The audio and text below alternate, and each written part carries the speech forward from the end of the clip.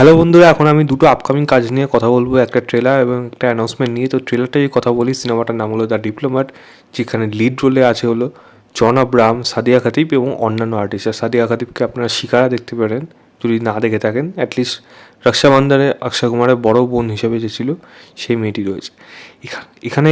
গল্পটা যদি বলি এখানে ছোট্ট করে, সাদিয়া খাতিব যেই ইন্ডিয়ান ডিপ্লোমেসি বা বলি ইন্ডিয়ান অ্যাম্বাসিতে চলে আসছে এবং চলে এসে সে দাবি করছে তার হাজব্যান্ড তার উপর প্রচণ্ড আঘাত আনছে, মারধর করছে।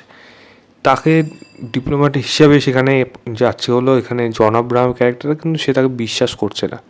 সে তার হাজব্যান্ডের সাথে কথা বলছে এবং হাজব্যান্ড বলছে না, ও পুরোপুরি সম্পূর্ণ মিথ্যা কথা বলছে। এবার জন আব্রাহাম কী করে এই মেয়েটিকে নিজের দেশে ফিরিয়ে আনতে পারে, কারণ সেই মেয়েটিকে বিশ্বাস করছে না, কিন্তু সত্যি কেন করছে না, তার পেছনে কী কারণ রয়েছে। এবং ঘটনাটা যেহেতু পাকিস্তান রিলেটেড, পাকিস্তানের ঘটনা, তো এবার কীভাবে সেই মেয়েটিকে ওখান থেকে এখানে নিয়ে আসবে, কারণ তাকে নাকি জোর করে বিয়ে দেওয়া হয়েছে এবং দেশের মেয়ে দেশে ফিরতে পারছে নাকি, এই নিয়ে কিন্তু গল্প রয়েছে। একজন ডিপ্লোম্যাটের কী করা উচিত ওই মুহূর্তে এরকম খারাপ পরিস্থিতিতে, সেটা নিয়েই হয়তো এই সম্পূর্ণ সিনেমাটা থাকবে। এবং শিবম নায়ার যেহেতু ডিরেক্টর, তো যেহেতু নীরজ পান্ডে আসছে, তো তার থেকে এখান থেকে একটা আলাদা লেভেলে যে একটা থ্রিলিংস ভাইব যে থাকবে সিনেমার মধ্যে, সেটা আর বলে দেওয়ার দরকার নেই, এটা পরিষ্কার থাকবে। এক্সাইটমেন্ট থাকলো এবং গানটা এবং হরিহরনের গানটা যেরকমভাবে বাজছে সবসে প্যারা দেশ, আমাদের ওই জায়গাগুলো সত্যি গুজবাম্পস দেয়।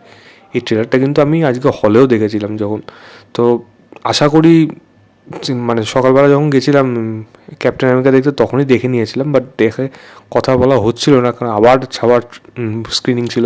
তো আমি সত্যি বললাম তখনও ভালো লেগেছিলো, আবারও বাড়িতে এসে আবার দেখলাম, আবারও ভালো লাগলো। এবং শিবম নায়ার যেহেতু ডিরেক্টর, তার জন্য একটা আলাদা আশা কিন্তু থাকলো। জন ইভেন এখানে আমি যদি সাদিয়া খাতিব, প্রত্যেকে কিন্তু ভালো লাগছে। শারিফ হাশমি আছে মজার চরিত্রে, একখানা বেশ ভালোই লাগবে, যে বারবার বলছি আমি এখান থেকে চলে যেতে চাই, এখানে আর ভালো লাগছে না। এবং জন আব্রাহাম তাকে নিয়ে বেশ মজাই করছে।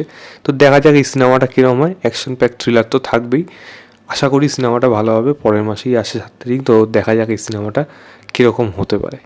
এবার যদি অ্যানাউন্সমেন্টের কথা বলি, সেটা হলো অঙ্কুশ হাজরা তার আপকামিং সিনেমা নারী চরিত্র বেশি জটিল, এই সিনেমাটা এত বড় নাম দিয়েছে, তাও আবার উত্তম কুমারের সিনেমা ডায়লগের থেকে।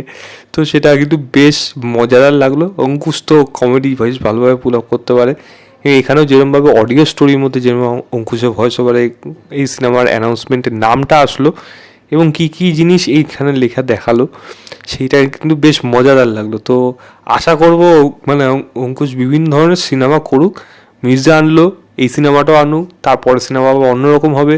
তবে আশা করবো ভ্যারাইটি থাকবে অঙ্কুশের প্রোডাকশন হাউস থেকে। এই সিনেমা অ্যানাউন্সমেন্টটা বেশ কিন্তু মজাদার লাগলো। দেখা যাক সেটা কীরকম হয়, কারা কারা কাজ থাকে সেটা একটা বড় ব্যাপার। অবশ্যই অঙ্কুশ থাকবে, না অঙ্কুশ না থাকলে হবে না। দেখা যাক সেটা কীরকম হয়। অ্যানাউন্সমেন্ট হিসেবে কিন্তু বেশ মজাদারই লাগলো।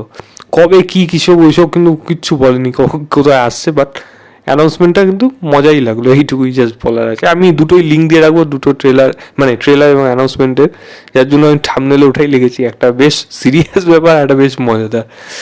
দেখা যাক, আপনারা দেখুন, দেখে বলবেন আপনাদের কেমন লেগেছে। তো এই ছিল আমার ওভারঅল রিয়াকশন। ভিডিওটা ভালো লাগলে লাইক শেয়ার, চ্যানেলটাকে অবশ্যই সাবস্ক্রাইব করে দেবেন। বাই।